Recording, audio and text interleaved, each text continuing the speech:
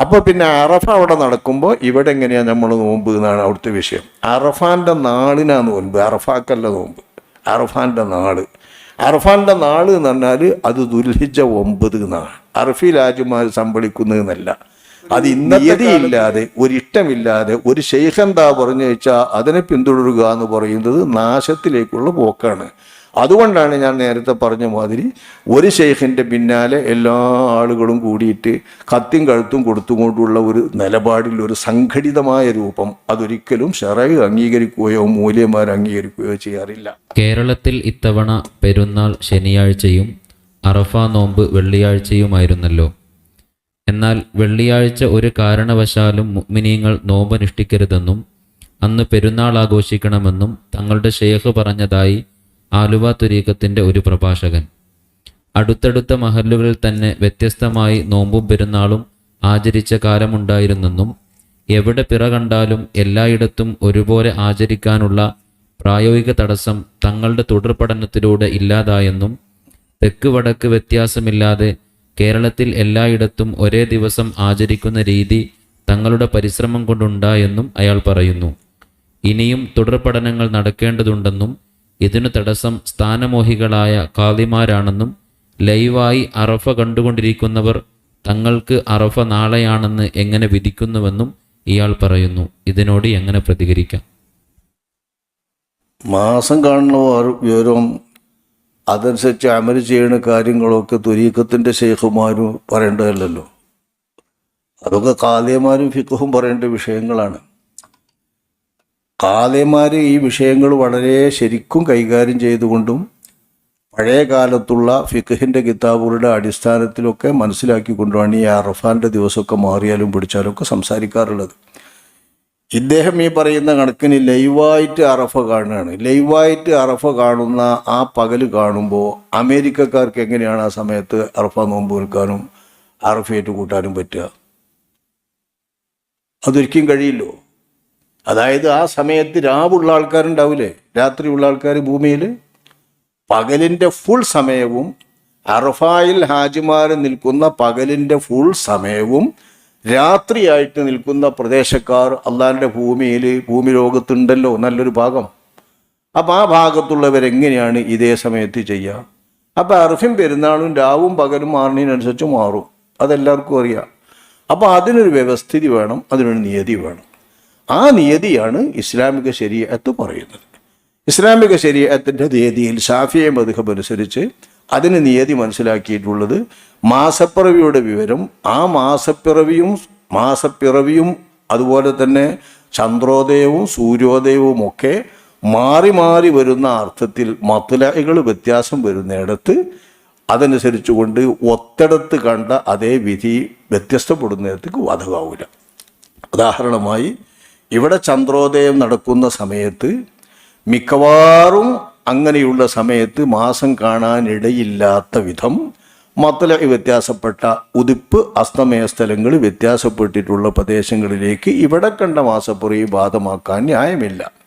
അവിടെ കണ്ടത് ഇവിടേക്കും ബാധകമാക്കാൻ ന്യായമില്ല. ബാധകമാക്കൽ കണ്ടാൽ പിന്നെ സംശയമല്ല, ഇവിടെയും കണ്ടു അവിടെയും കണ്ടു എന്ന് വെച്ചാൽ സംശയമല്ല, കാണാം. ഇവിടെ കാണുമ്പോൾ സാധാരണഗതിയിൽ അവിടെ കാണാറില്ല എന്ന് പറയുന്ന വിധം ഉദയാസ്തമയങ്ങൾ വ്യത്യാസമുള്ള മത്ലഅ് വ്യത്യാസമുള്ള പ്രദേശമാണെങ്കിൽ ഒരിടത്ത് കണ്ടത് വ്യത്യാസമുള്ള മറ്റൊരിടത്തേക്ക് ബാധകമാക്കാൻ നിവൃത്തിയില്ല എന്ന് ഖാദിമാര് വിധി കൽപ്പിക്കാനുള്ള മാനദണ്ഡം ശരീഅത്ത് പഠിപ്പിക്കുകയാണ്. അതാണ് ഫിഖ് വിവരിക്കുന്നത്. അതിന്മേൽ നിന്നിട്ടാണ് ഖാദിമാര് ഈ മാസപ്പിറവി വ്യത്യസ്തമാകുന്നത്. കേരളത്തിൽ എല്ലായിടത്തും അങ്ങനെ കണ്ടു എന്നൊക്കെ പറയുന്നത് ഇവരെ ഏതെങ്കിലും ഒരാൾ പറഞ്ഞിട്ടൊന്നുമല്ല, അവരൊന്നും ആരും അറിയില്ല. കേരളത്തിൽ അങ്ങനെ വ്യത്യാസമോ അസ്തമയ വ്യത്യാസമോ ഫലങ്ങൾ വളരെ കുറവാണ് എന്ന് മനസ്സിലാക്കിയതിൻ്റെ അടിസ്ഥാനത്തിൽ അങ്ങനെ വരുന്നുണ്ടാകുക. എന്നാൽ പോലും സൂക്ഷ്മാലുക്കളായ പണ്ഡിതന്മാർ ഉദയാസ്തമയങ്ങളിൽ ഒരു സാരമായ വ്യത്യാസം വരുന്ന ഒരു 4-5 മിനിറ്റൊക്കെ സൂര്യോദയത്തിനും സൂര്യാസ്തമയത്തിനും വ്യത്യാസം വരുന്നുണ്ടെങ്കിൽ ഉദയാസ്തമയത്തിന് വ്യത്യാസം വരും. ഉദാഹരണം, ഇവിടെ മഗ്‌രിബായിട്ട് ഒരു 6 മിനിറ്റ് കഴിഞ്ഞിട്ട് വേറൊരു സ്ഥലത്ത് മഗ്‌രിബാണുള്ളൂ എന്നുള്ള സ്ഥലം ഉണ്ടാവും. അങ്ങനെയുള്ള ഇടത്തേക്ക് ഇവിടുത്തെ എങ്ങനെയാണ് ബാധ കാണുന്നത്? ഇവിടെ മഗ്‌രിബ് കുറച്ച് പാടി വെച്ചാൽ ലൈവായിട്ട് കാണുന്നരുത്, ഇവിടെ മഗ്‌രിബ് ലൈവായിട്ട് കാണുന്നത് അവിടെ എങ്ങനെ നിസ്കരിക്കാൻ പറ്റുന്നത്? അവിടെ സൂര്യാസ്തമയം ഉണ്ടായിട്ടില്ല. സൂര്യാസ്തമയം കഴിഞ്ഞിട്ട് കാണപ്പെടുന്ന ചന്ദ്രപ്പിറവിയെ സംബന്ധിച്ചിടത്തോളം അവിടത്തേക്ക് കാണാൻ ഇവിടെ കണ്ട ആ സമയത്ത് അവിടെ കാണാൻ കുറഞ്ഞ സമയമുള്ളൂ, കാണുക എന്ന് വെച്ചാൽ ഉണ്ടാവില്ലല്ലോ. ഇതെല്ലാവർക്കും സുതാര്യമായി അറിയാവുന്ന സംഗതിയാണ്. അതനുസരിച്ച് തന്നെയാണ് ശറഈ ഈ ഉദയാസ്തമയങ്ങൾക്കല്ല, ഉദയാസ്തമയങ്ങൾക്കനുസരിച്ചുള്ള സ്ഥലത്ത് മാസപ്പിറവി കാണുന്നതിനെയാണ് ശറഈ മനസ്സിലാക്കി തരുന്നത്. മാസപ്പിറവി എന്ന് പറയുന്നത് ഉദയാസ്തമയത്തിലെ ചന്ദ്രപ്പിറവിയല്ല, ചന്ദ്രപ്പിറവിയുടെ ദർശനമാണ്, കാണൽ. ഈ കാണൽ കാണുമ്പോൾ കണ്ടയിടത്ത് എല്ലായിടത്തും കാണുമല്ലോ എന്നുള്ളത് കൊണ്ടാണ് കണ്ടാൽ ആ കണ്ടയിടത്ത് നിന്ന് ഉദയാസ്തമയ വ്യത്യാസമില്ലാത്തയിടത്തൊക്കെ കാലിമാർക്ക് ബാധകമാക്കാം.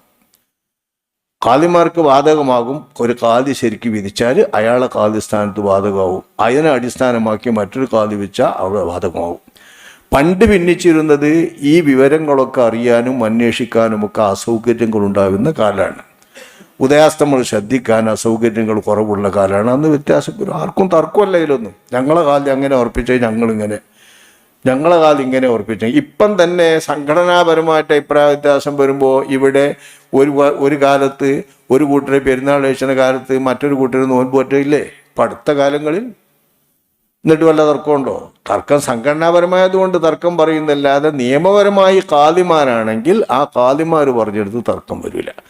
അപ്പം കാലിമാരെ അനുസരിച്ചുകൊണ്ട് നിൽക്കുന്നതിൽ നിന്ന് ഇത് മാറി സംഘടനാ തലത്തിലേക്കും പ്രാസ്ഥാനിക തലങ്ങളിലേക്കും ഒക്കെ ഇത് നീങ്ങിയപ്പോഴാണ് വിവാദവും കുഴപ്പവുമായിട്ട് മാറുന്നത്. അതിനുള്ള വിത്ത് പാകിയത് കേരള ഹിലാൽ കമ്മിറ്റി എന്നുള്ള പേരിൽ രംഗത്ത് വന്ന വഹാബി പ്രസ്ഥാനക്കാരാണ്. അവരാണ് ഇതിന് പ്രസ്ഥാനം മാസർപ്പിക്കുന്നിടത്തേക്ക് എത്തിച്ചത്. മാസവിവരങ്ങൾ പ്രസ്ഥാനം കൈകാര്യം ചെയ്യുന്നിടത്ത് അങ്ങനെ ഒരു ത്വരീക്കത്തിൻ്റെ പ്രസ്ഥാനക്കാരും ആളുണ്ടെങ്കിൽ ഇപ്പം നമ്മളെന്താ ചെയ്യുക? ഓലാട് ചെയ്തോട്ടെ എനിക്ക് എന്നല്ലാതെ ഓരെ കൊണ്ട് ഇവിടെ ഒന്നും ഉണ്ടാകാൻ പോകുന്നില്ല. ഏതോ ഒരു ഷെയ്ഖു ആ ഷെയ്ഖിൻ്റെ കുറേ ആൾക്കാർ ഇങ്ങനെ ഓലെന്നെ തർക്കം തീർക്കാനേക്കാരും ചിലപ്പോൾ പറഞ്ഞു കൊടുക്കുന്നത് ഇങ്ങനെ വേണ്ടേ അങ്ങനെ വേണ്ടേ എന്നൊക്കെ. വാസ്തവത്തിൽ ഇവിടെ ആരും അതറിയില്ല. ഇവിടെ എപ്പോഴും കേരളത്തിലുള്ളത് ഔദ്യോഗികമായിട്ട് അറിയപ്പെട്ട ഖാദിമാർ മാസപ്പിറവി ഉറപ്പിക്കുന്നതിനനുസരിച്ച് അവരെ അംഗീകരിക്കുന്ന ആളുകളൊക്കെ സ്വീകരിക്കുന്ന രീതിയാണ്. അത് ഉദയാസ്തമയങ്ങളിൽ സാരമായ വ്യത്യാസമുള്ള ചെറിയ വ്യത്യാസമൊന്നും ആണെങ്കിൽ പരിഗണനീയമല്ല എന്ന് ഫിഖ് തന്നെ പറയുന്നുണ്ട്. സാരമായ വ്യത്യാസമുള്ള ഒരു 4-5 മിനിറ്റിൻ്റെയൊക്കെ വ്യത്യാസമുണ്ടെങ്കിൽ ആ വ്യത്യാസമുള്ള സ്ഥലത്തേക്ക് ബാധകമല്ല എന്നു തന്നെയാണ് ഫിഖിൻ്റെ നിയമം. ആ ഫിഖിൻ്റെ നിയമം അനുസരിച്ച് തന്നെയാണ് കാര്യങ്ങൾ നടക്കുന്നതും നടക്കേണ്ടതും. അല്ലാതെ ഇതിൽ ബുദ്ധിപരമായും പ്രായോഗികമല്ല, ശറഈയായും മതപരമായും പ്രായോഗികമല്ല എന്നതാണ് വസ്തുത. ഞാനീ പറഞ്ഞ പോലെ രാത്രിയിൽ കാണുന്ന മാസപ്പിറവി കാണാൻ ഒരു സാധ്യതയുമില്ലാതെ ആ സമയത്ത് പകലാകുന്നവരെങ്ങനെ ചെയ്യുക? അപ്പോൾ പിന്നെ അറഫ അവിടെ നടക്കുമ്പോൾ ഇവിടെ എങ്ങനെയാണ് നമ്മൾ നോമ്പ് എന്നാണ് അവിടുത്തെ വിഷയം. അറഫാൻ്റെ നാളിനാണ് നോമ്പ്, അറഫാക്കല്ല നോമ്പ്. അറഫാൻ്റെ നാള് എന്ന് പറഞ്ഞാൽ അത് ദുൽഹിജ്ജ 9 എന്നാണ്. അറഫിൽ ഹാജിമാർ സമ്പളിക്കുന്നതെന്നല്ല. അത് ഇന്നത്തെ കാലത്ത് ലൈവായിട്ട് കാണുമ്പം പറയാൻ പറ്റുമെങ്കിലും ഇന്നലത്തെ കാലത്ത് അത് പറയാൻ പറ്റുമോ? കാണുന്നതറിയോ? പിന്നീടല്ലേ വിവരം അറിയാം. അറഫിയിൽ ഇന്നേനി ഞങ്ങൾക്ക് ഇങ്ങനെയേനി എന്നൊക്കെ പണ്ട് കത്ത് എഴുതുമ്പോഴേ തിരിയുള്ളൂ. ഹജ്ജിന് പോയ ആൾക്കാർ കത്ത് എഴുതുമ്പോഴേ ഇവിടെ തിരിയലുള്ളൂ. അല്ലാതെ തിരിയാൻ യാതൊരു മാർഗം ഉണ്ടായിരുന്നില്ല. അത്തരം കാലങ്ങൾ ഒരുപാട് കഴിഞ്ഞു പോയിട്ടുണ്ട്, നമ്മളൊക്കെ കുട്ടിയായിരുന്ന കാലത്ത് തന്നെ. അപ്പം ആ രീതിയിലുള്ള ഒരു സ്ഥിതിവിശേഷത്തിൽ നമ്മുടെ ഫിഖ്ഹിൽ എങ്ങനെയാണ് അവിടെ അറഫയിൽ കൂടുമ്പോൾ ഇവിടെ നോമ്പ് വെക്കാന്നറിയാം.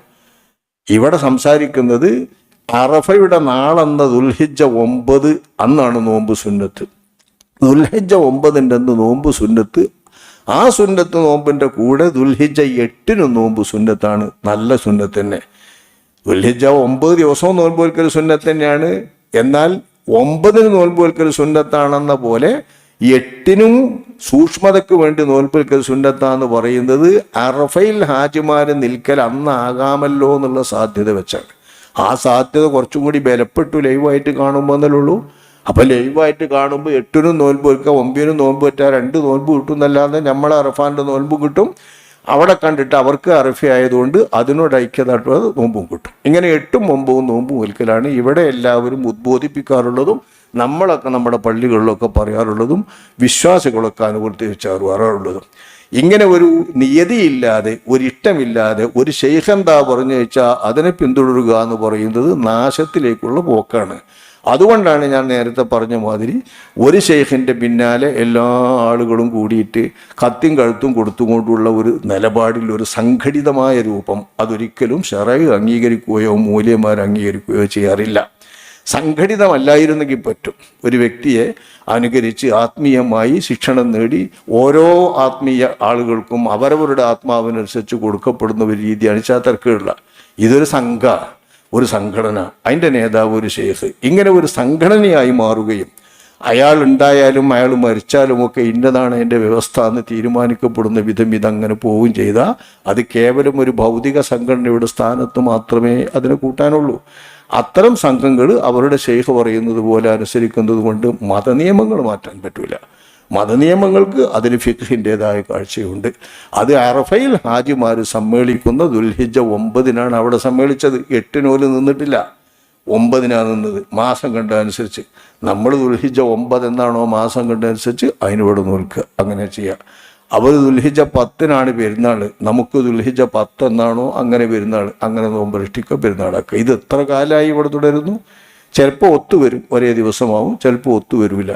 ഇത് മാസപ്പിറവിയെ അടിസ്ഥാനമാക്കിയാണ്, ചന്ദ്രപ്പിറവിയെ അടിസ്ഥാനമാക്കിയാണ്. ആ പിറവി മാത്രമല്ല, ആ പിറവിയുടെ ദർശനത്തെയും കാഴ്ചയെയും അത് കാലിമാർ ഉറപ്പിക്കുന്നതിനെയും അടിസ്ഥാനമാക്കിയാണെന്ന് മാലോകർക്ക് പൊതുസമൂഹത്തിന് ബോധ്യപ്പെട്ടാൽ അവർക്ക് കൂടുതൽ അംഗീകാരം ഇസ്ലാമിനെ സംബന്ധിച്ചുണ്ടാകും എന്നല്ലാതെ വിശ്വാസം കൂടുതലുണ്ടാകുമെന്നല്ല. അതുകൊണ്ട് ഇസ്ലാമിനൊരു കുറവും വരുന്നില്ല. അതാണ് ഇസ്ലാമിൻ്റെ നിയമം വിഷയത്തിലുള്ളത്.